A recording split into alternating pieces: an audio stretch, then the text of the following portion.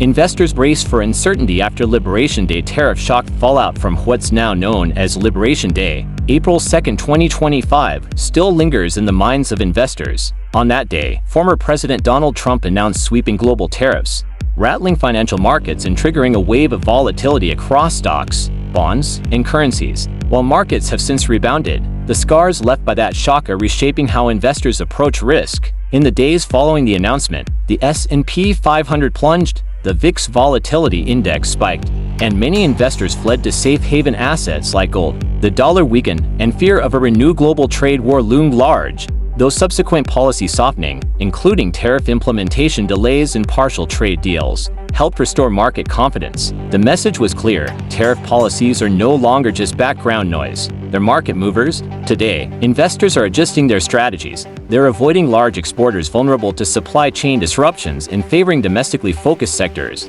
particularly in services and tech. Portfolio diversification and risk hedging have become top priorities. Gold prices have surged by over 25% this year, and interest in alternative safe haven assets has grown.